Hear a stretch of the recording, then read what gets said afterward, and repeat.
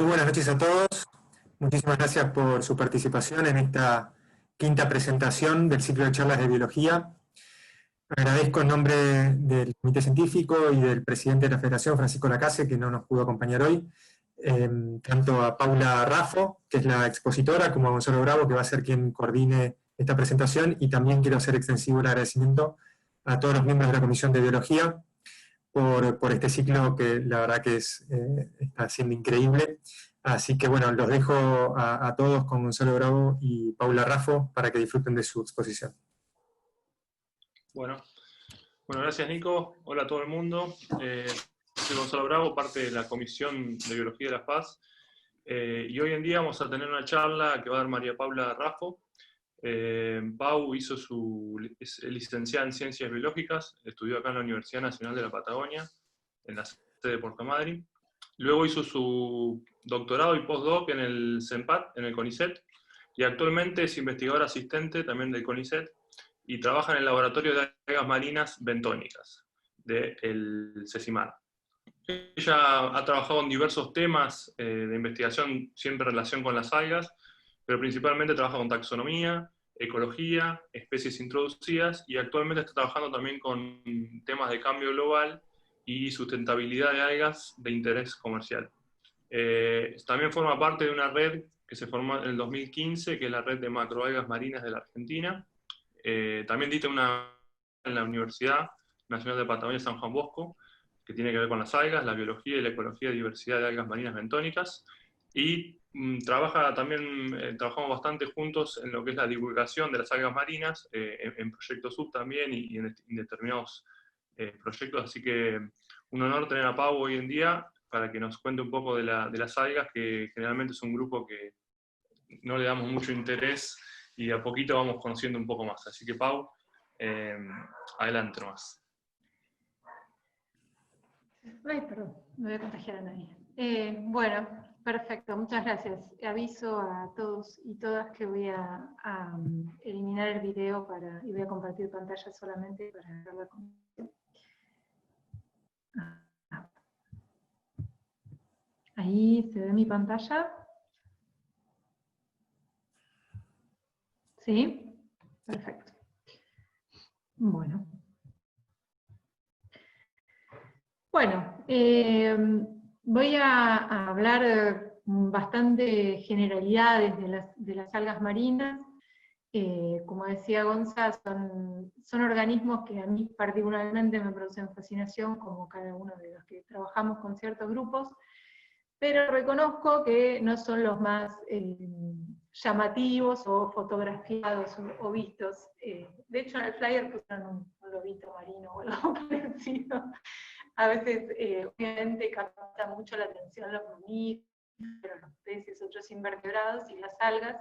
Quizás prestándole un cachito más de atención, podamos descubrir un montón de cosas. Así que les agradezco muchísimo por estar acá, y poder hacerles llegar algo como para que puedan descubrir este mundo que a mí me parece fascinante. Son de verdad jardines y bosques abajo del agua que tienen una belleza y una importancia enorme.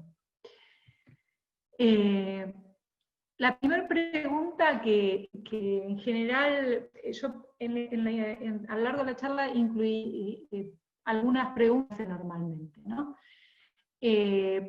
La primera pregunta que no me hacen, pero que yo hago, y muchas veces es difícil de responder, es ¿qué son las algas? Es una pregunta sencilla. Yo, si les muestro fotos de algas y les pregunto qué es, me van a decir, es una alga. ¿Pero por qué? O sea, ¿cuáles son esas características que definen a lo que es un alga? Bueno, aunque no parezca, es una pregunta difícil de responder. Primero quiero aclarar que cuando yo a lo largo de la presentación hable de algas, me refiero a estas que están en la foto, a las macroalgas, que son las que se ven a simple vista, porque en realidad el término algas incluye también a las microalgas, que forman parte del plancton y que son microscópicas. Yo me voy a referir a las macroalgas, o a veces se les llama también algas marinas bentónicas, porque están en el fondo, siempre necesitan un sustrato para agarrarse. ¿Por qué les decía que es difícil de responder? Porque a diferencia de otros grupos que son taxonómicos, como los peces o los mamíferos que responden a ciertas características, las algas no responden a un grupo como una jerarquía taxonómica. No podemos decir, bueno, esto y esto definen a las algas, porque si bien comparten algunas generalidades, vienen de distintas ramas de la evolución. Como se puede ver acá, en este árbol, esto vendría a ser como el origen común, como si estuviéramos siendo un linaje familiar, donde tenemos a nuestros ancestros, abuelos, tatarabuelos, etc. Y acá lo que se puede ver es que en el caso de las algas, las rojas vienen por este camino, ¿no? Acá están las algas rojas. No sé si se ve bien el puntero. Por este camino vienen las algas rojas. Por este otro camino vienen las algas verdes, que están más bien relacionadas con las plantas terrestres. Por acá abajo también están las plantas terrestres. Y por este otro camino vienen las algas pardas o marrones, que si ven es un camino bien diferente. Entonces, eso es lo que hace que hayan evolucionado por distintas ramas de este árbol y que no presenten las mismas características. Por eso no hay una definición que responda a la taxonomía de lo que son las algas. Pero sí las podemos reconocer, en definitiva las podemos agrupar de alguna manera, y también podemos reconocerlas. La primera manera en las que las dividimos naturalmente es justamente en estos tres colores. Rojas, lo que se dice pardo o marrón, y verdes. Rojas, pardas y verdes. Esos son los primeros tres grupos. Uy, acá, bueno, no importa. Les voy a hablar de por qué pasa eso, no sé qué pasa, que no aparece el cuadro. Así que mejor les dejo esto. Bueno, en definitiva, lo que hace que se vean rojas, verdes o pardas son las clorofilas. Las clorofilas es con lo que fotosintetizan las plantas terrestres, y las algas también tienen sus clorofilas. A diferencia de las plantas terrestres, las algas tienen otros desafíos distintos, viven sumergidas en el agua, algunas, bueno, parte del tiempo, las que están más bien en la línea de costa, parte del tiempo bien afuera del agua y parte del tiempo sumergidas. Y las que viven a mayor profundidad, el desafío es poder captar la luz del sol para poder fotosintetizar, y para eso ayudan de distintos tipos de clorofila. Todas tienen clorofila A, igual que las plantas terrestres, pero además las rojas tienen otros tipos de clorofilas y tienen pigmentos accesorios, que se llaman ficobilinas, ficocianina y ficoeritrina. La ficocianina es azul, y la eritrina, no sé si les suena la eritrina como la palabra eritrocitos, que son que viene del rojo, de los glóbulos rojos, digo la asociación con el nombre. Estos pigmentos accesorios le dan esa tonalidad, se fusionan, ¿no? El rojo y azul, el rojo prevalece. Hay otras microalgas que se llaman verde-azules, como las que puede consumir alguien que se llama espirulina, que se ven bien verde-azul, y ahí predomina, por ejemplo, la ficocianina. En este caso predomina la ficoeritrina, que es ese color rojo. Y va balanceando, según la profundidad y las características físicas a las que estén, estos pigmentos, para poder tomar la luz del sol y poder cumplir con esos desafíos, que es poder fotosintetizar a mayor profundidad. Lo mismo pasa con las algas pardas. Las algas pardas viven bien profundo, pueden llegar a vivir desde la línea de costa hasta bastante profundidad, hasta donde penetra la luz del sol, que es lo que le llamamos zona fótica. Por debajo de eso, esa zona varía según el lugar, según la turbidez del agua. La penetración de la luz responde también a un montón de características físicas que tienen que ver con, por ejemplo, la turbidez, ¿no? Entonces, hasta donde llega la luz del sol, estas algas pueden estar, y también en otros pigmentos accesorios que se llaman fucoxantinas, que le dan esa coloración pardo-dorada, y que les permite fotosintetizar a distintas longitudes de onda. Como verán, las algas tienen una diversidad enorme de formas. En esta foto se ven distintas formas de algas verdes, de algas rojas y de algas pardas. En esta primera foto, por ejemplo, este alga se llama Codium, es una de las 4 especies de Codium que hay en la costa argentina, se llama Codium decorticatum, y es un alga que vive en aguas profundas, pero no tanto. Las algas verdes son las que llegan a menor profundidad, y las rojas y las pardas pueden llegar un poco más allá. Este alga tiene como una forma tubular, hay una particularidad. El alga puede tener, por ejemplo, unos 20 centímetros, para que se den una idea, pero algo que a mí me resulta muy curioso es que en realidad es una sola célula. Es una célula donde se van dividiendo sus núcleos, la parte interna, pero no hay división de las paredes celulares. Entonces es como si fuese toda una gran célula, tiene una textura esponjosa y una forma que se llama sifonada, porque justamente no tiene paredes celulares y se mezclan entre medio, todo el contenido celular.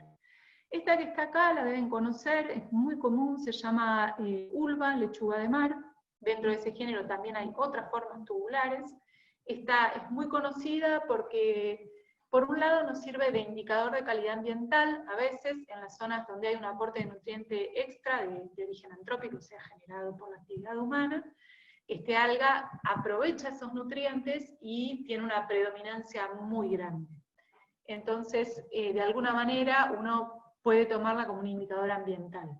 Por otro lado, es un alga comestible, le dicen lechuga de mar, y se pueden hacer buñuelos y otro tipo de cosas, pero es una alga que comúnmente se come. Y esta que está acá abajo, este es un talo laminar, es como si fuese forma de hoja, este tiene forma de tubo, y esta que está acá en realidad es una vista a la lupa, porque es una alga muy pequeñita. Este filamento que acá vemos no debe tener más de 2 milímetros o 3 milímetros, y se ven como cuentitas de collar. Esto es un filamento donde tenemos, cada una de estas es una célula, y sigue una célula atrás de la otra. Acá están las algas rojas, estas también son filamentosas, que hacen como pompones. Estos también son talos laminares, pero ya se van como dividiendo, diferente a este que es como una lámina entera. Y esta que está acá también la deben conocer porque es muy común a lo largo de toda la costa argentina, diferentes géneros en realidad, pero parecidos en forma. Se llama, esta en particular se llama Corallina officinalis, más al norte, en la zona de Mar del Plata, en la costa, cuando baja la marea, sobre las rocas podemos encontrar una parecida que se llama Yania, y tiene una particularidad, y es que tiene carbonato de calcio en sus células, entonces es una alga bien dura. A diferencia de todas las otras, que cuando las ponemos a secar se deshidratan y quedan como si fuese un papel muy finito, esta no, esta mantiene su estructura porque tiene este compuesto que es el carbonato de calcio, y entonces queda intacta, va perdiendo el color, va perdiendo la pigmentación, pero mantiene su forma.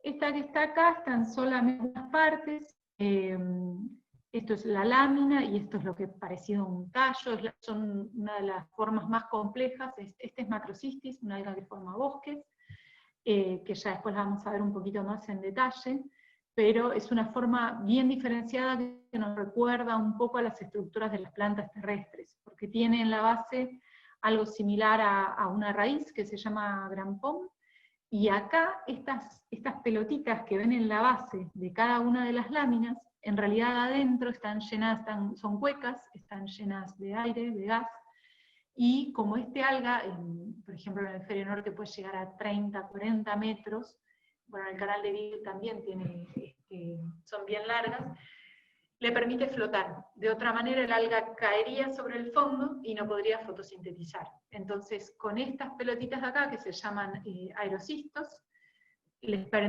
da flotabilidad al alga y pueden llegar a superficie. Entonces cuando nosotros vamos navegando o si van buceando, pueden ver un gran bosque y en superficie podemos identificar esos manchones de algas y podemos detectar fácilmente, incluso por imágenes satelitales se pueden detectar estos bosques de algas.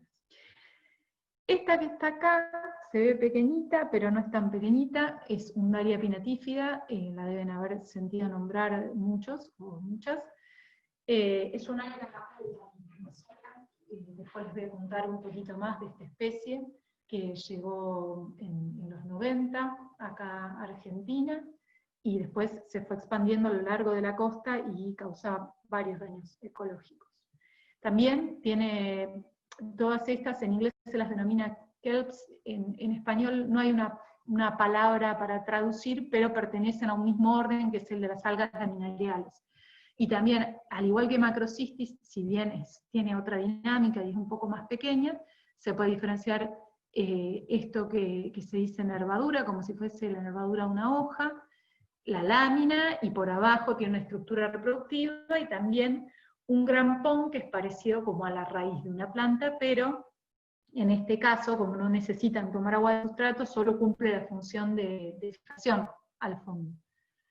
Bueno, y por último, esta que está acá, que se llama Colpomenia, es como un globito, es muy característica de las zonas intermareales medias y bajas. Las zonas intermareales, cuando se descubre la marea, cuando baja la marea, se descubre sobre todo en los intermareales rocosos.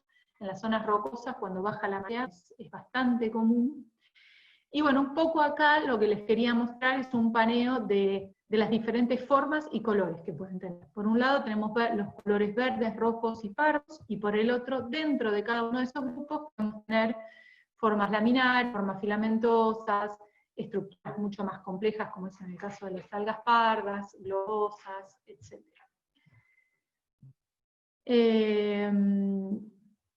Bueno, acá, a ver, no me están pasando algunas diapos, pero lo que les quería contar es que muchas veces una de las preguntas que recibo con mayor frecuencia es una foto y una pregunta que dice, ¿qué alga es esta? Es una pregunta que a veces, muchas veces, es muy difícil de responder, porque las algas, a diferencia de otros organismos, la mayor parte de las cosas, de las características con las cuales podemos identificar las especies, o incluso a veces los géneros, ni siquiera las especies, o sea, apuntarle algún nombre, porque te dicen, bueno, más o menos. A veces es realmente difícil, solo con una foto, poder identificarla. Esto no quita que el valor de la foto sea importante, porque siempre es un buen registro. Pero muchas veces es muy complejo responder esa pregunta. Acá tenemos por ejemplo, un ejemplo, que es el de estas dos, esta que les contaba recién, que es una alga globosa, que se llama Colpomenia sinuosa. Cuando le hacemos un corte, acá lo que vemos es un tejido parenquimático. Un parenquima es un tejido verdadero, es como si fuese la piel, donde están todas las células unidas formando un verdadero tejido. Esta que está acá, que acá se ve un poco bastante diferente, pero a veces créanme que se confunde mucho y se ven muy parecidas. Cuando la agarramos tiene una textura más gelatinosa, se llama Leatesia. Lo que incluía acá es una ilustración original de la primera persona que la describió hace muchísimos años, y en ese entonces, cuando apenas tenían instrumentos ópticos. A mí todavía me fascina la manera y el detalle en el que podían describir las especies. Esta ilustración es una ilustración bellísima, no sé si se llega a ver bien, pero acá cuando le hacemos un corte a esta vemos esto, y acá cuando le hacemos un corte a esta, en realidad lo que vemos son un montón de filamentos que se unen en la superficie por un mucílago, que es como una gelatina. Entonces cuando la agarramos con la mano se desarma toda. Esta, cuando la agarramos con la mano, no se desarma, porque las células están conectadas entre sí formando un tejido. Lo que les quiero decir con todo esto es que muchas veces en una foto las algas se pueden ver parecidas, incluso a veces iguales, pero sin tener datos extra, quizás estamos identificando mal una especie y en realidad le estamos poniendo un nombre y es otro, y necesitamos un poquito de información adicional para poder identificarlas. Otra cosa importante es que a veces también, por ejemplo, llegan muestras y es un fragmento del alga. Y en realidad es como si yo le llevara a alguien la aleta de un pez, ¿no? Como necesitamos el cuerpo entero del organismo comúnmente para poder ver todas las características. Lo que es difícil en las algas es saber realmente, cuando en algunas especies es difícil saber qué es un individuo. Ya les voy a contar un poquito más por qué. Bueno, esto es una foto de Macrocistis pirífera, de un bosque de Macrocistis. A mí particularmente esta especie me encanta, además de que la estudié un poco los organismos que están asociados. Creo que Mariano en su charla habló de la diversidad que él encontraba y mostró fotos muy bonitas de los invertebrados e incluso vertebrados que están asociados a estos bosques. Son verdaderos bosques marinos. Darwin, cuando hizo sus expediciones por la Patagonia, dijo que solo podía comparar la diversidad que encontraba en estos bosques de algas a los que él recordaba de las selvas tropicales o subtropicales. Le llamaba la atención la diversidad y la riqueza inmensa que había en estos bosques de algas. Son ecosistemas muy importantes. En Argentina, bueno, llegan desde el límite norte, es un poquito más al sur del Golfo Nuevo, son algas de agua fría. Después va aumentando su densidad y su abundancia hacia el sur. Los bosques más grandes están en Tierra del Fuego. Son importantes además económicamente porque tienen como una gelatina que se llama alginato, y yo hoy estoy interesada en ver, antes, por ejemplo, acá en Golfo Nuevo se encontraban bosques de algas, y ahora ya no se están encontrando tanto. Tenían una dinámica más bien anual, iban desapareciendo, pero lo que quiero ver es si puedo hacer una estimación, usando imágenes satelitales, a lo largo del tiempo, si puedo estimar si hubo un cambio en estos bosques, y después el segundo paso es, si hubo un cambio, si se puede asociar a algún factor. Por ejemplo, el cambio climático, o la introducción de especies, porque también invadió un área, o si es más de un factor. A veces la pregunta y la respuesta son mucho más complejas. Pero quería mostrarles esto, y espero que muchos de ustedes hayan tenido la experiencia o tengan experiencia en estos bosques, porque son realmente fascinantes. Bueno, y quería contarles acá un poquito de cómo podemos identificar las algas. Para eso tenemos que tener en cuenta algunos de los factores que les venía comentando, como la forma, el color, la estructura interna. Muchas veces hay características que pueden variar mucho dentro de una misma especie. Bueno, otro ejemplo es el color. En esta foto, si ven, en realidad, esta que está acá, espero que estén viendo el puntero, esta especie que está acá, este individuo, en realidad en algas no le llamamos plantas, le llamamos talo, porque como no son verdaderas plantas, le decimos talo o individuo. Este individuo que está acá es la misma especie que este que está acá. Todos estos rojos intensos son los mismos que este. Ahora, ¿qué pasa? Cuando uno los ve a simple vista, parecieran cosas distintas, pero, por ejemplo, en las algas rojas, yo les comentaba que los pigmentos accesorios, que tienen una coloración roja y azul, estas ficovirinas, son hidrosolubles, o sea, se pueden disolver en el agua. Entonces, cuando hay un daño celular, estos pigmentos se pueden disolver en el agua, el alga va perdiendo la pigmentación, y va quedando esta coloración que se ve como una se ve como una alga fluorescente. En realidad es porque el alga ya está deteriorada y está perdiendo su pigmentación. De hecho, uno cuando toma una de estas, en particular esta especie, que también es una especie introducida, se llama Anthracium furcellatum, cuando uno toma un individuo y lo lleva al laboratorio, si por ejemplo yo lo tengo en agua de mar, en heladera, bien acondicionado, igual enseguida uno va viendo cómo se tiñe de un color fucsia o rosado.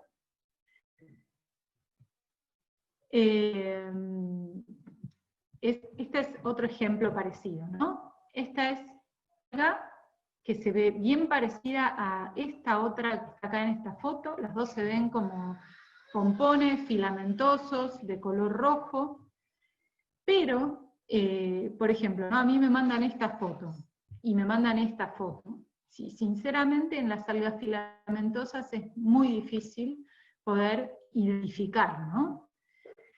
Esto es un poco por lo que les contaba recién. En algunas especies, las características, para poder identificarlas, hay que verlas a la lupa y el microscopio.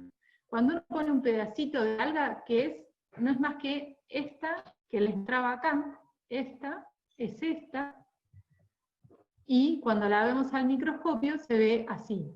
Son células en forma de Y, y es la especie Atridium pullatum. Cuando ponemos un pedacito del alga que está acá, al mismo se ve así, se ven como varias células en el mismo segmento, y esto que está acá es la estructura reproductiva. Pero se ve bien la diferencia, ahora sí, cuando vemos al microscopio, entre una especie y otra. Lo mismo pasa con estas algas verdes. Estas algas verdes filamentosas que están acá, cubriendo estas rocas, y estos filamentitos verdes que están acá, los podemos confundir muy fácilmente cuando los vemos al microscopio. Esto es un filamento que se va ramificando, y estas que les mostraba al principio, con células mucho más grandes, incluso al tacto se pueden diferenciar.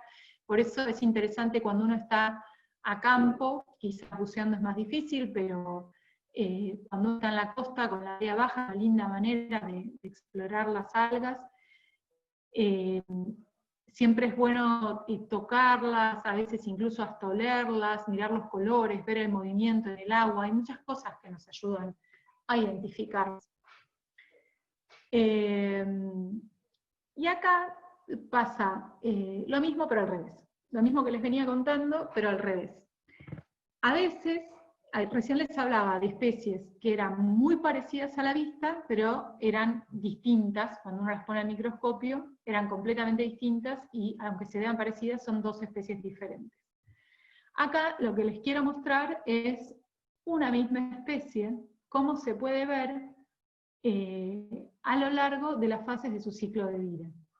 Y vuelvo de vuelta a Undaria, porque es una alga de verdad muy, muy importante de detectar si es que aparece en un lugar nuevo, que es altamente invasora, que uno dice, el alga es anual, en general está en la época fría, empieza a aparecer en mayo, junio, julio, y a fines de la primavera, a principios del verano, los talos empiezan a deteriorar, y bueno, empiezan a aparecer en la playa, generan mal olor, justo coincide con la época estival, por ejemplo acá en Puerto Madryn, entonces interfiere con el turismo, desplaza otras especies de algas, produce muchos cambios en la diversidad. Es una especie anual, que la ventana en donde está es en esta época fría, después desaparece y vuelve a aparecer con el periodo frío. Ahora, ¿qué pasa cuando el alga esta, de la izquierda, desaparece? En realidad no desaparece. Los ciclos de vida de las algas son muy complejos y pueden tomar distintas formas a lo largo del ciclo. En realidad, lo que está durante la época más cálida es lo que vemos acá. Esto es un cabo, es una soga, lo que estamos viendo, y sobre esa soga hay cientos de gametofitos, que son pequeñas plantitas, de esta misma especie. Es otra fase de su ciclo de vida. O sea que la misma especie puede tomar esta forma casi microscópica, y esta forma que puede llegar a 1,5 metros de altura. Entonces, en realidad, cuando no las vemos, muchas veces es que están en alguna forma que para la especie es una estructura de resistencia. Le permite pasar una época que, como para Undaria, sería el calor algo desfavorable, pero para esta forma, no para esta. Esta forma es súper tolerante a un montón de cambios de temperatura y un montón de condiciones, los gametofitos microscópicos. Eso también le permite ser transportada con facilidad, sin que la veamos, porque uno, en un casco de una embarcación, por ejemplo, la forma está grande, el esporofito se puede ver fácilmente, pero esta, fíjense, en un solo cabo, la cantidad de plantas que uno puede transportar sin darse cuenta. Ni les digo cuando todavía no están germinados y están en forma de esporas. Entonces uno tiene que tener muchísimo cuidado con el lavado de los equipos y demás, que eso si les interesa después lo podemos charlar un poquito con las preguntas. Esto es un poco el ciclo de vida de Undaria, que es lo que les hablaba recién. Esta es la fase macroscópica, que es la que vemos, el esporofito. Que, bueno, otra complejidad más es que cambian su carga genética. Este es diploide, o sea que tienen 2 pares de cromosomas, igual que nosotros los humanos, y esta no. Entonces, además, de forma pueden cambiar de carga, son súper complejas, y eso también hace bastante exitosas a muchas algas. Y esta es la fase gametofítica, que es la fase microscópica. Se forman estos filamentitos, que por un lado están los talos masculinos, por el otro los femeninos, larga sus gametas, fecunda el talo femenino, y de ahí libera las esporas de origen a esta fase nueva. Esta fase acá, en esta estructura, que quienes conozcan la planta Undaria, perdón, el talo, tiene abajo un rulito, ahí es donde están esa estructura reproductiva y ahí es donde están las esporas. Entonces, a fines del invierno, cuando la estructura está bien desarrollada, empiezan a alargar miles y miles y miles de esporas que después dan origen a esta fase. Eso es como para mostrarles un poco la complejidad de los ciclos de vida de las algas. Este es el de otra especie que ven acá en la foto, que se llamaba Porphyra columbina, después bueno, hubo un cambio de nombre, ahora se llama Piropia, en Chile le dicen luche, y quienes gusten del sushi la deben conocer porque es una especie parecida a la que se envuelve el sushi, esa lámina oscura que tiene no son más que algas rojas de este género, Porphyra, de esta Piropia en particular. Y bueno, esta tiene una estructura mucho más compleja, tiene formas masculinas y femeninas en un mismo talo, pero lo que les quería mostrar es que en realidad, esta también hay un momento del año en que no está, y en realidad cuando no está,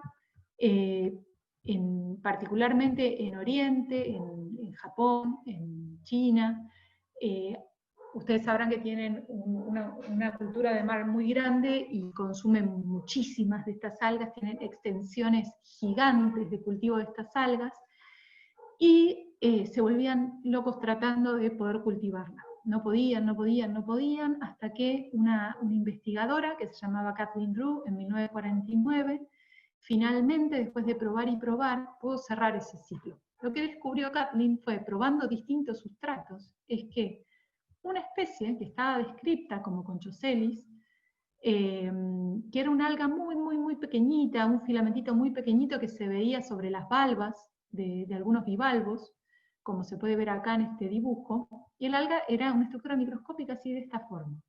Lo que descubrió Kathleen fue que en realidad ese alga que estaba descrita como una especie, no era una especie, sino que era la fase microscópica de esta.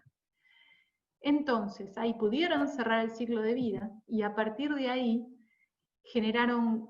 pasaron de producir de mediana a pequeña escala a las producciones de hoy. Generó un mercado enorme para Porphyra, que es justamente la que se usa en el sushi. Tanto los japoneses valoraron el descubrimiento de esta mujer que se dedicaba al estudio de las algas, que le hicieron un monumento en Japón y es considerada madre del mar.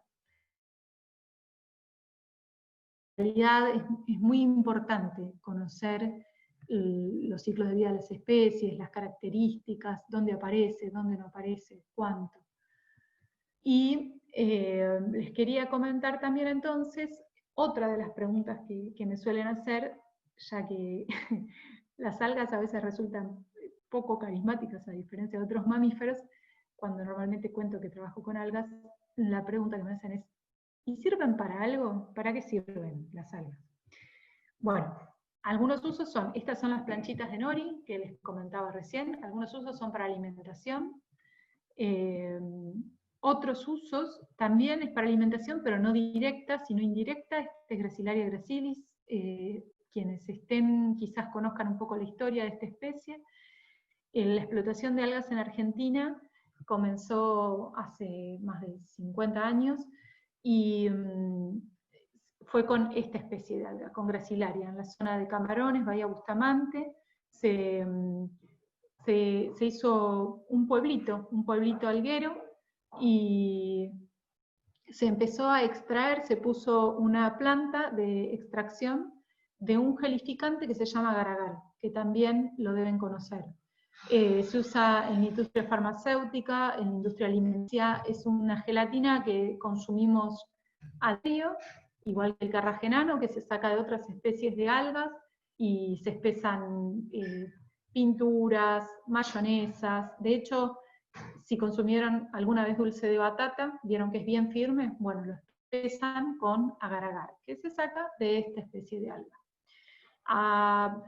Como en los 90 más o menos bajó mucho, las algas se explotaban por arribazón, es decir, juntaban las algas que salían a la playa, y en un momento empezaron a caer los arribazones, y bueno, finalmente a fines del 2018, después empezaron a importar materia prima, y a fines del 2018 la planta tuvo que cerrar.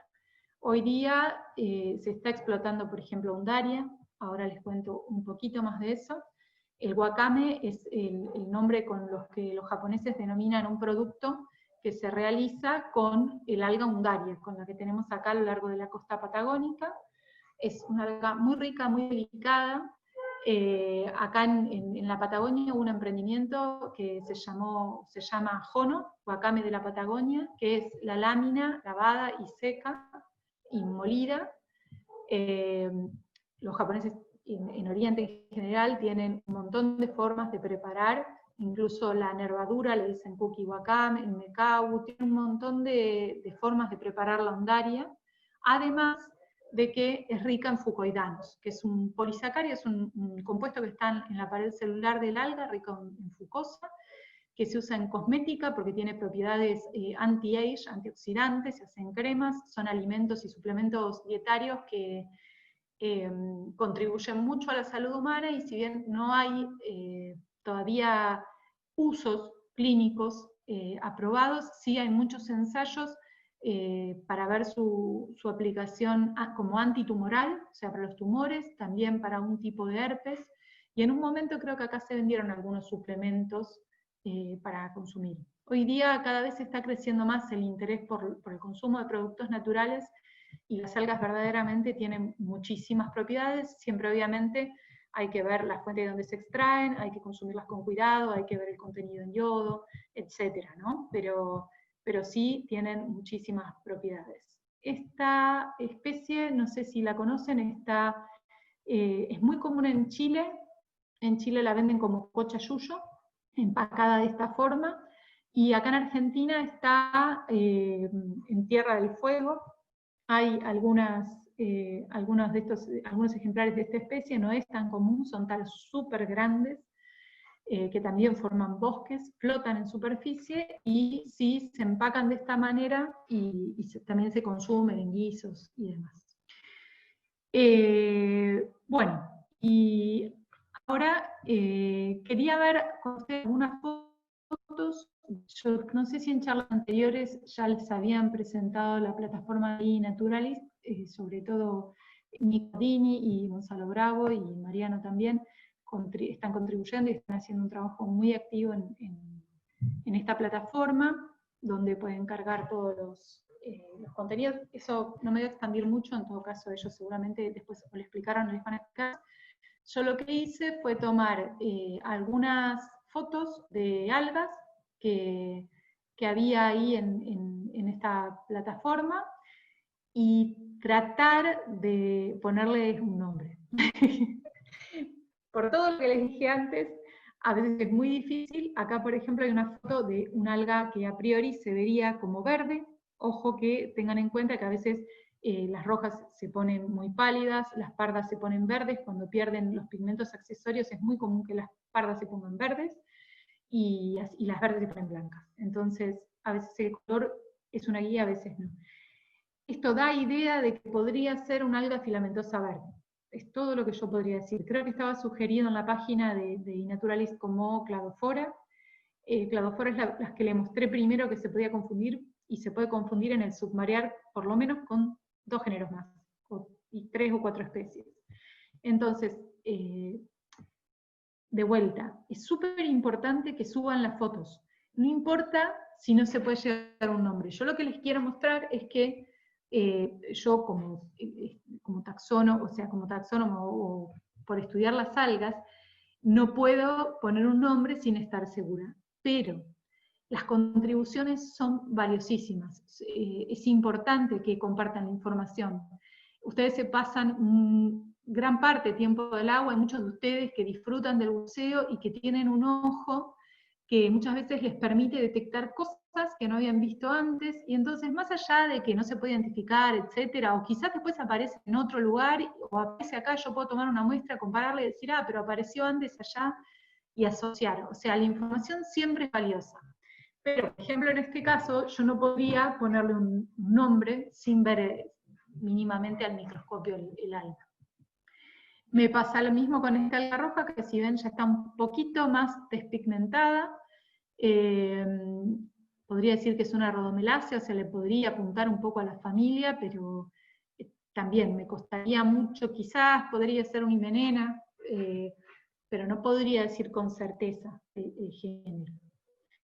Esta, creo que tomó, bueno, el observador es Argentina Submarina, creo que Mariano debe haber tomado la foto, del Golfo San Jorge, y acá, conociendo yo las algas de Golfo San Jorge, y habiendo visto las especies, y viendo esta foto, podría animarme un poco más, porque no encuentro que haya en ese lugar algas con una morfología parecida, podría animarme a decir que se puede tratar de la especie de Desmarestia ligulata.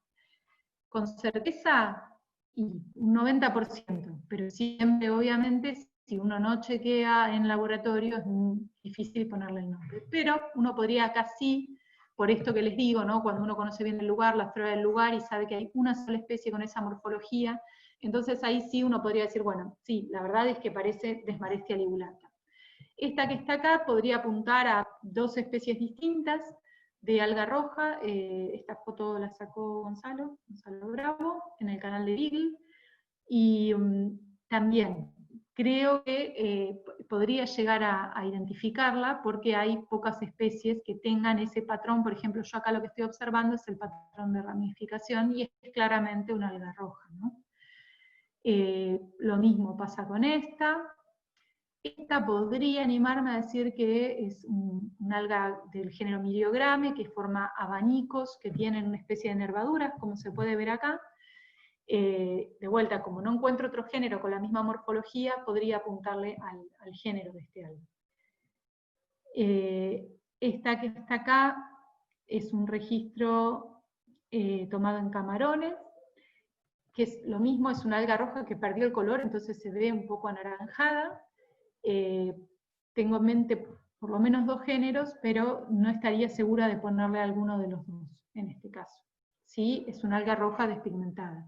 Y otra cosa interesante, porque me pasa normalmente cuando pido fotos de algas, que supongan que esto en vez de una alga es un pez o un pulpo, normalmente lo que me llega es un animal y yo ando revisando las algas de fondo. Entonces siempre me fijo, acá hay una alga calcárea que forma como corazones, es distinta a coralina, se llama Bociela, y esto que está acá no estoy segura si es un alga, pero si lo fuera es interesante porque es una alga parda que forma como abaniquitos, y es una fase de una alga que se llama Cochlearia multifida, que yo hace rato no la veo en su forma como laminar, es como, empieza a ser como este alga que está acá dictiota, pero con otra forma. Entonces siempre también aprovecho las fotos para ir mirando otro tipo de cosas. Todos los registros son súper, súper valiosos. Esta sí, no me cabría duda de que es Gigartina scottbergi, que también no hay, bueno, hay un género parecido que se llama Iridea, que ahora es Sarcotalia, en realidad cambió el género. Sarcotalia es parecida a Gigartina, pero en esta diría un 95% que sí se podría identificar como Gigartina. Esta también tiene un valor económico muy alto porque se sacan un gelificante que se llama carragenano. También se explota en Argentina por arribazón, se recogen las algas de arribazón y luego se exporta y se extrae el carragenano. Esta este registro también es de Pau, Gonzalo, del canal de... Sí, Pau, disculpa que te ay, corte me un asusté. segundo porque Sí. me están diciendo que por ahí no sé si todos ven las fotos. Ah, Yo las veo bien, eh, no sé, Nico, vos cómo la ves, sí. pero Sí, hicieron un... perfectamente también. Yo las veo bien. Bien, entonces puede ser que algunos por Ah, ahí que tienen caramba. delay, pero no, bueno, entonces seguimos normal, perfecto, ¿no? Era solo eso. Y igual ya termino. En todo caso, después podemos subir la presentación a algún lugar para que Sí, no queden ahí boyando con la... no me ocurre otra manera de solucionarlo. Pero bueno, ya estoy terminando. Bueno, nada, al final, bueno, esta foto podría ser un estadio más pequeño de esta, ¿no? Podría ser una gigartina que está comenzando a crecer. Lo que les quería decir simplemente era eso, es que todos los registros que tomen son muy valiosos, que si bien muchas veces no se puede identificar la especie a través de las fotos, otras veces sí, y otras veces, si registran algo raro, que no hay duda de que no es una especie de que antes haya sido observada en ese lugar o en nuestra costa, es súper valioso. Y de necesitar recolectar, porque realmente quieren saber qué es esa especie, porque dicen, bueno, esto es algo que no vi antes, pueden, siempre obviamente no vamos a depredar, no vamos a estar juntando algas porque sí, ni ningún otro organismo, lo principal es tratar de mantener el ecosistema lo más sano posible y no estar sacando cosas porque sí, pero en algún punto donde ustedes digan, bueno, realmente esta especie habría que identificarla, lo que pueden hacer es extraerla con un cuchillo desde la base, ponerla en una bolsita y guardarla en el freezer. Si no tienen cómo guardarla en el freezer, se puede secar a la sombra, lo que pasa es que en ese caso, bueno, hay estructuras que se pierden. Pero sí se pueden, por ejemplo, preservar en el freezer y contactar a algún especialista. Y bueno, yo siempre voy a estar a disposición, pero hay material disponible. Hace poquito vinieron colegas de Chile a hacer en conjunto con Gabriela González Garraza, que trabaja en Ushuaia, un curso de macroalgas de Ushuaia y generar una guía fotográfica que se puede descargar. Está el libro también de descarga gratuita de Alicia Borazo, que tiene casi todas las especies de la costa argentina, todas las especies de la costa argentina. Un libro que además de que es gratuito tiene información súper valiosa. Tenemos una red de macroalgas marinas de Argentina donde estamos contactados, no solo quienes trabajamos en taxonomía, sino también que trabajan en cuestiones aplicadas y en distintas disciplinas, que en algún punto tenemos todos relación con las algas, entonces quizás también pueden canalizar esas dudas a través de cualquiera de estos medios. Ahí les dejo los links. Hay un blog súper interesante de Alicia Borazo, de la doctora Alicia Borazo, que es una ficóloga muy reconocida en Argentina, que generó gran parte de la información que hoy tenemos, y ahí también les dejo el link. Y bueno, eso es todo. Si tienen alguna duda, siempre vamos a estar abiertos. Yo de alguna manera me comprometí a ir viendo de a poco las fotos que vayan subiendo a la página. Y bueno, escucho las preguntas y estoy abierta a lo que precisen o cualquier duda que se genere más adelante. Muchas gracias. Les dejo acá el flyer de la próxima charla y mientras resolvemos las preguntas, les dejo el código QR para que puedan descargar y bajar sus certificados. Gracias. Bueno, buenísimo, Pau. No sé si les pasa a todos, ahí me dicen algunos que por ahí se les tildó la presentación en un cartel en el que aparecía los Foucauldianos. Yo la vi bien la presentación, por ahí con un poco de delay, pero la vi perfecto. Muchas gracias, Pau, por estar acá y por tomarte el tiempo de hacer las charlas. Me parece súper interesante esto de empezar a dar a conocer las algas marinas, que tienen un montón de cosas en su historia de vida, es súper interesante, y por ahí nosotros, al no conocerla bien, no terminamos comunicándola. Me parece que es súper importante que se comunique la importancia que tienen las algas.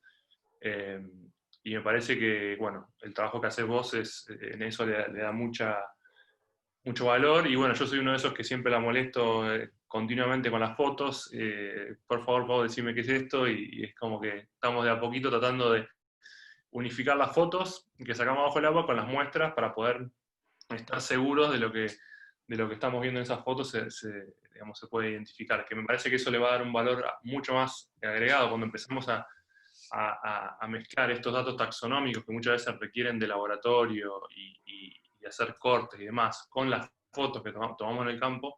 Cuando empecemos a machear esos dos resultados, creo que vamos a llegar a cosas súper interesantes. Así que Nico, no sé si vos querés decir algo. Yo el chat que estoy viendo acá, no sé si es el de las preguntas, pero por ahora no veo.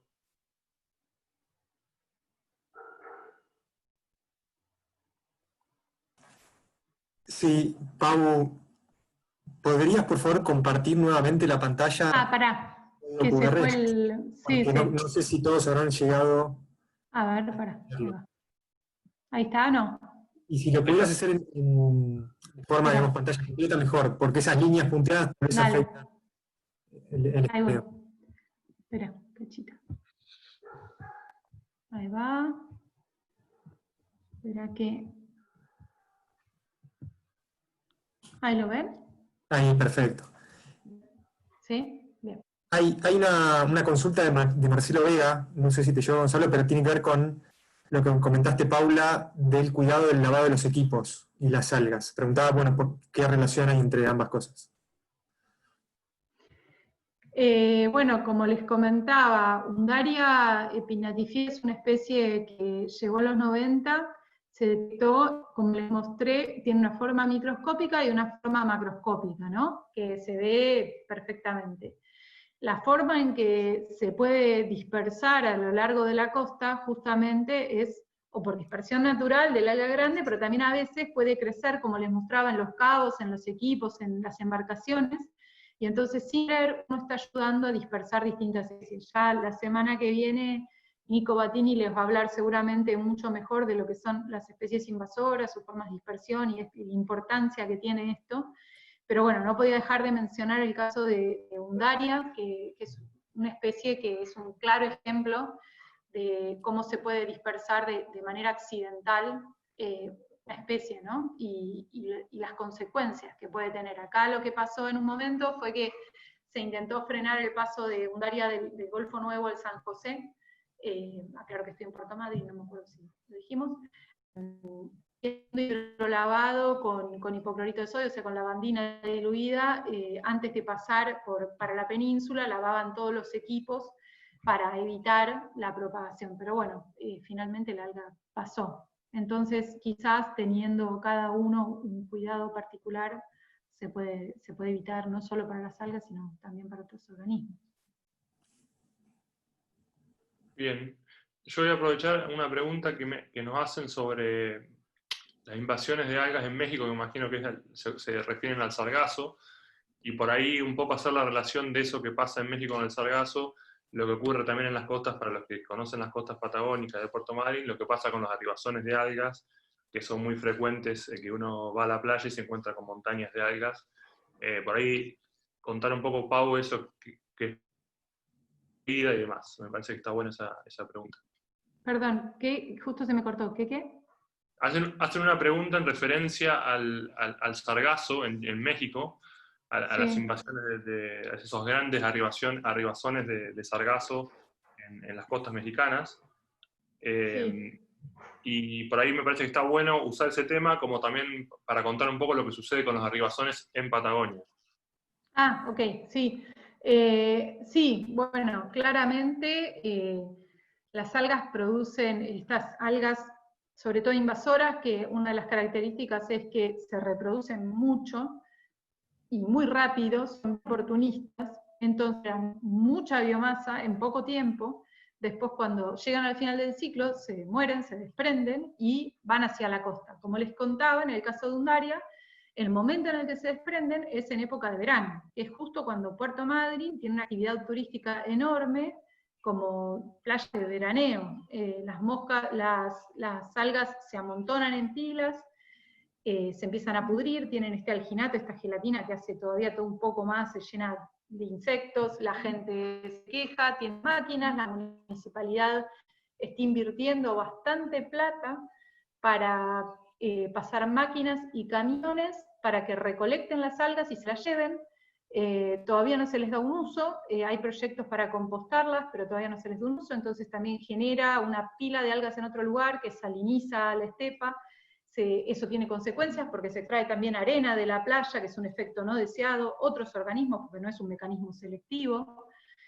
Entonces tiene costos económicos, tiene costos ambientales, tiene costos para actividad turística. Con el sargazo pasa un poco lo mismo, ahora están buscando usos del sargazo, que por suerte están encontrando bastantes usos, por suerte están intentando hacer una especie de plásticos de botellas biodegradables, por ejemplo.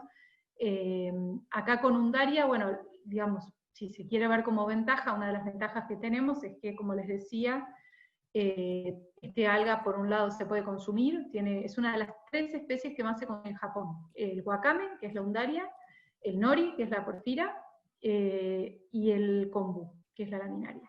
Entonces tenemos una de las 3 especies que más se consumen en Japón, que es la Undaria.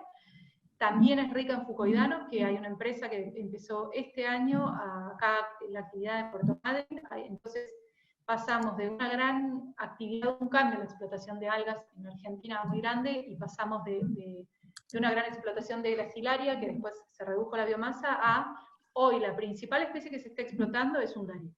Principalmente la parte reproductiva, el esporofilo, porque es el más rico en fucoidanos. Esto también genera actividad económica para lugares como Camarones, o incluso acá en la zona de Puerto Madryn, ¿no? Entonces, por un lado genera daños, por el otro se buscan alternativas, ¿no? Hay que tratar de buscar alternativas también. Bien. Me hace una pregunta de, bueno, ¿en qué hiciste tu doctorado, Pau? O sea, me imagino que debe ser ¿de qué es tu doctorado? Sí, de la temática en la cual trabajaste en tu doctorado. Sí. Bueno, yo mi doctorado lo hice con Evangelina Schwinn, que es especialista en especies invasoras, igual que Nico Bottini. Y ahora, hoy día, estoy trabajando en otros temas, pero lo focalicé en algas nativas y exóticas. Entonces, básicamente lo que hice fue relevar y actualizar, porque no hay tanta información actualizada de las algas a lo largo de la costa. Entonces hice un relevamiento y actualicé toda lo que es la diversidad de algas en los intermareales rocosos en el norte de la Patagonia. Y de ese listado de especies, lo que hice fue agarrar especie por especie y ver sus características, y las clasifiqué como nativas, como introducidas, o como criptogénicas, que son esas que dan indicios de que son especies introducidas, pero uno no puede tener todavía la certeza, no puede comprobar aún. De hecho, en ese estudio se registraron como 5 especies introducidas más de las que estaban registradas. No eran nuevas especies, o sea, no es que yo detecté nuevas especies, sino que reclasifiqué especies que estaban tomadas como nativas porque habían estado desde siempre. Haciendo ese estudio pude llegar a la conclusión de que en realidad eran especies introducidas. Un ejemplo de eso es Dictyota dicotoma, que es una especie que deben ver muchísimo, es una alga parda que se va dividiendo en 2 y que está muchísimo en los fondos marinos, y estaba ahí desde siempre, y en realidad, bueno, estudiándola, llegué a la conclusión, después de hicieron estudios genéticos y comprobaron efectivamente que se trataba de una especie introducida. Otro caso es el de una alga que estaba registrada como una especie, que era Polysiphonicia, una alga filamentosa roja, y cuando la empecé a estudiar, en realidad la mandé a analizar, hicimos los estudios genéticos, y no sabemos si... Y bueno, era otra especie, que no era una especie nativa, sino que era una especie introducida. Entonces esos casos se llaman especies gemelas, porque son 2 especies iguales morfológicamente, pero en este caso eran una invasora y una nativa. No sabemos si fue una mala identificación o si hubo una invasión silenciosa que fue desplazando a la otra y nadie se dio cuenta, justamente por no estudiarla. Así que, bueno, mi doctorado estuvo más que nada en eso, y después algún experimento con los efectos de Undaria, que le hace sombra al resto de las algas, algunos efectos ecológicos de Undaria. Buenísimo. Pau, ¿te puedo pedir que saques el cartelito del... Hay justo un cartelito que salió arriba del QR, por si alguno A ver, todavía no bajó el... un cartelito. Sí, a ver, ahí está. ¿De qué? Ahí está, perfecto. ¿Salió? Sí. ¿Sí? Bueno, acá Betty pregunta si las algas, digamos, pierden propiedades o nutrientes cuando se disecan, y cuál es la mejor forma de hacer un disecado como artesanal. Bueno, en realidad no soy especialista en nutrición, pero sí, obviamente consumo algas y el cómo se trata el alga depende de la especie, porque las especies que se consumen tienen distintas formas de procesarse. Por ejemplo, la Undaria se puede lavar, quitar la nervadura y secarla afuera, al aire, y una vez que está bien seca simplemente se puede guardar, o bien se puede agarrar la lámina, pasarla por agua hirviendo como un blanqueo, ponerla en una bandeja con sal gruesa. El agua tiene que tener también, ¿no?, un poco de sal para que no se rompan todas las células, y se deja ahí hasta que se deshidrate, después se lava y se guarda en el freezer y se come en ensalada. Las propiedades obviamente deben cambiar según si está cocida o cruda o como sea que se la consuma. Pero esas son algunas formas de consumir las algas que tenemos acá, siempre, ojo, con cuidado, de dónde se toma el alga, de que no sea un sitio que esté contaminado, la época que se toma, porque las plantas tienen que estar más bien tiernitas, en lo posible, si es por buceo mejor, teniendo un poco esos cuidados, pero sí, la ulva también se usa para hacer unos buñuelitos, la lechuga de mar, hay que lavarla y tener los mismos cuidados, y siempre obviamente teniendo cuidado de no depredar, de no sacar más de lo que uno va a usar. En general las especies que estoy mencionando, una es introducida y la otra muy abundante, entonces no hay riesgo de alguna manera de alterar la abundancia de la especie, pero si es una especie poco frecuente o poco común, bueno, tratamos de evitar cosecharla, ¿no? Teniendo esos cuidados, pero sí, se puede incluso usar para hacer baños, y ese alginato tiene algunas propiedades para la piel. Ojo, todas estas cosas habría que consultarlas con nutricionistas y especialistas en dermatología, ese tipo de cosas, son usos comunes que se le da al alga. Pero, ¿hay alguna especie que vos por ahí podrías sacar del mar y, no sé, dejarla secar al sol en tu casa y sin hacerle, digamos, ningún proceso de hervirla y demás? Undaria, el guacame. Le sacás la lavás, le sacás la nervadura, la dejás secar y queda increíble. Queda muy rica. No en vano es una de las tres más de las tres especies que más se consumen en Japón. Es realmente, de hecho, no sé si hay alguien en esta charla que viva o haya vivido en Buenos Aires, pero en el barrio chino, o incluso en cualquier dietética que vaya en el lugar donde viven, seguro que venden guacame, y bastante caro sale el paquete de guacame. O sea que sí, se puede, tenemos, en realidad, consumir ese alga tiene muchos beneficios, y la tenemos al alcance de la mano. Bien, Roberto Listro me pregunta te pregunta a vos en realidad, si se puede hacer papel o cartón reciclado usando algas. Estuve viendo algunas formas de hacer bioplásticos con las algas.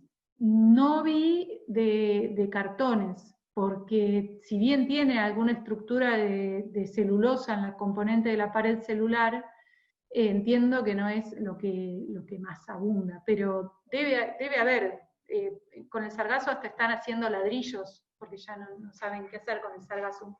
Así que seguro que si se explora un poco más, debe haber alguna manera, se puede explorar, está súper interesante. Hacen vasos descartables también, o sea que sí, debe haber alguna forma. Buenísimo. Acá me pregunta Moto Plus, que me imagino que no será el nombre, que es el teléfono. Me dice, bueno, te felicita por la charla, que estuvo muy linda, y quería saber cuán complejo o viable es repoblar zonas con algas nativas como puede ser Gracilaria. Depende del motivo por el cual no esté más. Por ejemplo, si hablamos de Gracilaria, lo primero que habría que ver es el motivo por el cual no está más. Si el motivo es que cambió alguna condición ambiental, también un poco estoy pensando, por ejemplo, en macrocistis, que si hubo un pequeño cambio en la temperatura, digamos que repoblar esa zona sería casi en vano. Primero hay que ver las causas por las cuales ese alga no está más ahí. Y entonces, una vez que se saben las causas y se analiza bien el lugar, ahí se puede hablar. Hubo experiencias de cultivo de Gracilaria en Argentina que fueron exitosas, probando distintos métodos de cultivo. En ese momento, obviamente, como había muchos arribazones, no se hizo, pero se puede hacer plantado directo, se pueden probar distintas formas de repoblamiento. En Chile han hecho con algunas especies repoblamiento. El tema es analizar todo el contexto, ¿no? Estudiar bien las zonas, hacer algunos ensayos, siempre hay que verlo desde distintos puntos de vista. Bien. Después, Mariano Rodríguez pregunta si existe algún proyecto específico de algas en Argentina. No sé exactamente si se refiere a proyectos de investigación o por ahí un proyecto dentro de iNaturalist, no sé bien. A ver, Mariano.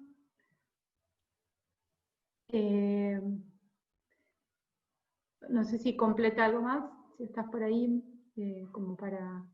Proyectos de algas hay muchos, hay varios grupos de investigación, hay uno en Bahía Blanca, hay gente que trabaja en distintos grupos de algas en química en Buenos Aires, desde cuestiones básicas hasta aplicadas, hay grupos que trabajan en taxonomía, ahora hay, bueno, eso sí lo sabe Mariano, hay personas que están recién arrancando. Lo que hicimos con la red, con la red de algas marinas de Argentina, en el primer taller en 2015 creo que fue, hacer un relevamiento de áreas de vacancia a lo largo de la costa y de temáticas de vacancia, ¿no? Entonces hicimos como un mapeo para ver si entre todos podíamos empezar a cubrir, porque obviamente si bien hay proyectos, sigue siendo poco el conocimiento en comparación a otros grupos.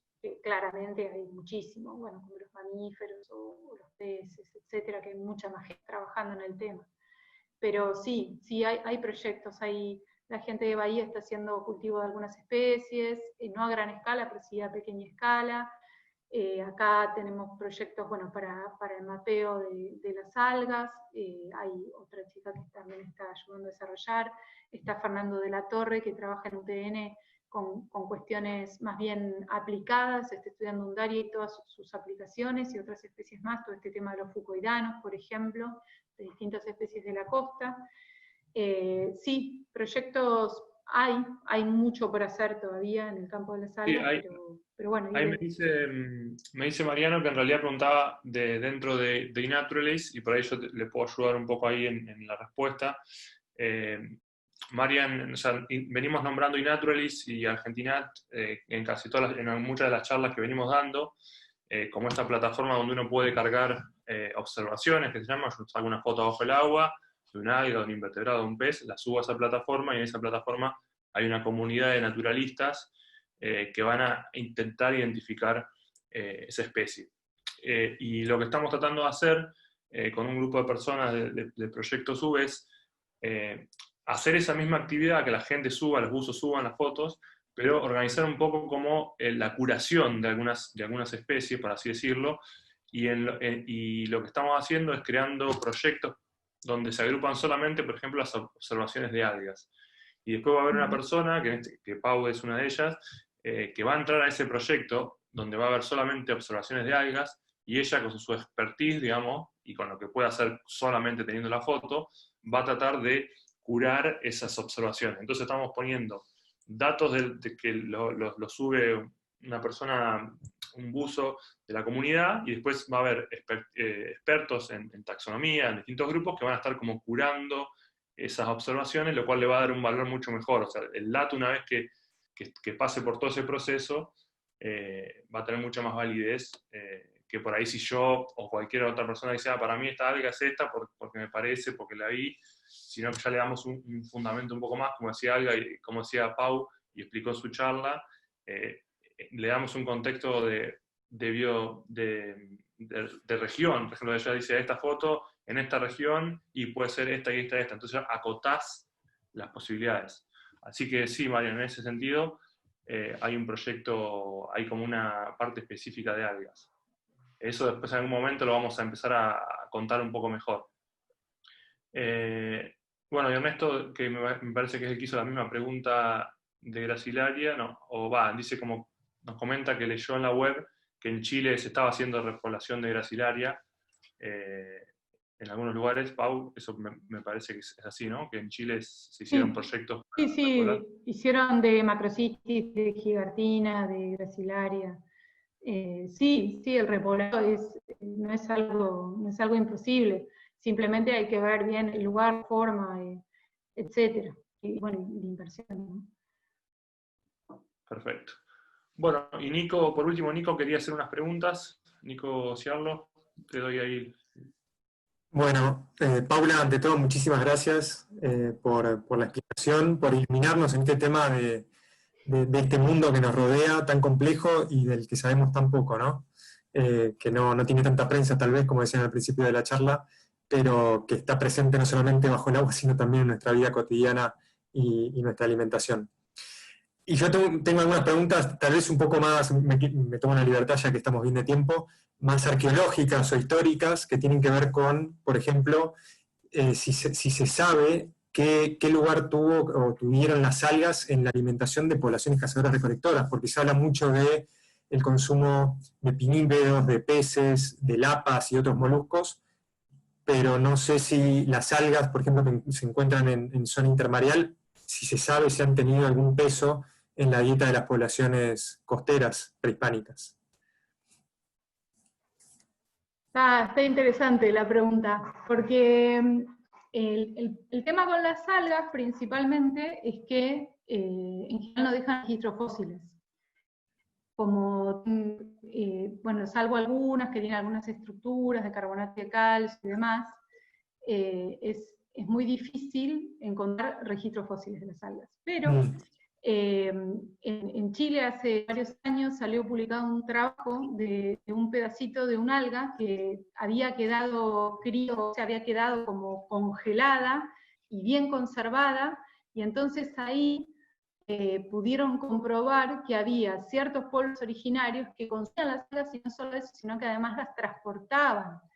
Y eso lo publicó un grupo de investigación, y después otra chica en realidad que estaba estudiando la gracilaria de Chile, la gracilaria chilensis, empezó a ver que en realidad compartía mucho con una especie de Nueva Zelanda, y empezó a ver cómo se había introducido esa especie que hace tantos años estaba. Muy probablemente la transportaban ellos para consumo. Entonces, hay muy poca información, es un tema súper interesante. De hecho, hay un libro de Luján Flores que habla como de etnoorgánica orientado a las algas. Es más bien con microalgas, pero tiene algunas historias de pueblos originarios que consumían algas. De vuelta, más bien son ejemplos de microalgas, pero sí. No tengo conocimiento de al menos los pueblos que están acá, los mapuches, los tehuelches, no he encontrado o leído, al menos en mi conocimiento, pero bueno, es por esto, ¿no? Por los registros, por la dificultad en encontrar los registros. Sí. Pero es fascinante, sí. Sí, sí. Y otra cosa que me llamó muchísimo la atención tiene que ver con esto de la introducción de especies exóticas, ¿no? En algunos sitios. Y que seguramente hoy los grandes, los barcos con estos grandes tanques de lastre que transportan numerosas especies de un lugar a otro, han tenido un impacto grande en estas especies, ¿no? de distintas partes del mundo que son invasoras. Y lo que me preguntaba es si pensás que durante los viajes del descubrimiento, que se sabe que los barcos de madera del siglo XVI, XVII y XVIII se llenaban de distintos organismos en el casco, que digamos, se impregnaban a los cascos, y por eso los tenían que limpiar periódicamente, les hacían un carenado cuando llegaban a puerto. Yo me preguntaba si estos organismos que iban de un lado a otro pudieron haber colonizado en aquel entonces, por ejemplo, especies europeas se pueden haber introducido en no sé, los puertos de la Patagonia. ¿Qué te parece? Sí, definitivamente. Yo creo que desde que el hombre empieza a trasladarse, a tener una vida nómade, el ser humano, perdón, empieza a transportar especies. De hecho, es lo que hacemos actualmente para consumo, digamos, la gran parte. Igual estoy peleando a Batini. Seguramente Nico va a hablar de muchas de estas cosas, no se lo pierdan. En la charla del miércoles que viene él va a hablar en profundidad de este tipo de cosas, pero con certeza las embarcaciones tienen que haber sido un medio súper importante, los lastres secos, etcétera, para la introducción de un montón de especies. No quiero andar más en el tema porque estoy segura que Nico va a hablar de eso el miércoles que viene. Y aprovechando una última, que seguramente una última pregunta que será interesante para muchos, hablaste de la dificultad de identificar las especies por ciertos rasgos, digamos, diagnósticos. ¿Cuáles son esos rasgos? Y en el laboratorio, ¿cómo haces para observar esos elementos que te permiten identificar el género o la especie de los organismos? Bueno, cuando tengo suerte y digamos lo que encuentro o lo que me traen está en buenas condiciones, primero hago una observación a lupa, después a microscopio, después hago cortes, estamos hablando de cortes como si quisiéramos cortar una hoja de lechuga y verla de costado, ¿no? Son cortes muy, muy, muy específicos, muy finitos, y en base a eso, a características reproductivas, si el alga está fértil o no, son un conjunto de características que a mí me permiten determinar, a veces hasta género, ni te digo la especie, ¿no? Por eso, bueno, ese tipo de dificultades. Muchas veces cuando el alga está, antes se solían conservar en formol las algas, y después de un tiempo quedan blancas. Entonces, incluso cuando estamos en clase con los estudiantes, a veces encontramos algas y le digo, ¿esto qué es? ¿Rojo, verde o marrón? Verde. Y no, es una alga marrón que está desteñida. Entonces, muchas veces nos guiamos por una sola característica, y es un conjunto de características que hay que ver. Una sola no te ayuda. Otras veces sí, hay especies como las que fui mencionando, que sea una macrocistis, una undaria, y sí, no te voy a decir que no la puedo identificar, un codium. Hay especies que son bastante claras, y después por la información previa, por eso, cuanto más información se genere, y más aportes hagan desde lo que puedan, o sea, si es una foto, por más que no se pueda llegar a identificar, siempre es súper valioso. Porque además por ahí es algo raro, o es algo que no se ha encontrado antes, y yo, digamos, con cierto ojo puedo decir, pero esto es raro, esto no se parece a nada que haya visto antes.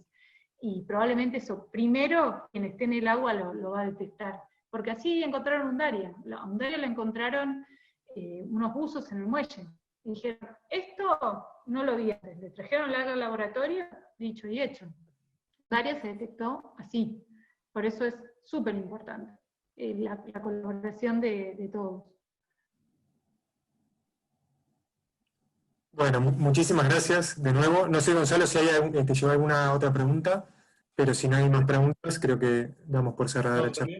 Simplemente un comentario que me hace Ernesto Eduardo López, que le llegó un comentario, digamos, de personas de Ushuaia, que en la década del 50 observaron cómo los Yámanas recolectaban algas de Arribazó, sí. en las costas de Ushuaia, que eso seguramente ellos tenían un vínculo muy estrecho con el mar, seguramente que no sabía bien para qué lo usaban, pero sí que las recolectaban. Sí, de hecho las mujeres buceaban en los bosques de macrocistis, los Selknam. Hacían buceos súper profundos, en los bosques, y sí, probablemente, seguramente lo usaran para, no sé si, no me animo a decir con certeza para consumo, pero es verdad, un poco también por la diversidad de los bosques, pero sí, me había olvidado de eso. Gracias, Ernesto. Sí, buceaban en los bosques de Macrocystis. Perfecto. Así que no tengo más preguntas, Nico. No sé si otra vez nuevamente, Pau, gracias por tomarte el tiempo y por la charla, súper interesante. Bueno, los Bueno, espero gracias a el ustedes miércoles que viene. por invitarnos. Ahí estaremos el miércoles escuchando a Nico, y gracias a todos, y bueno, cualquier cosa ya tienen los contactos, y aquí estamos. Nos vemos. Buenas noches. Chao. Adiós.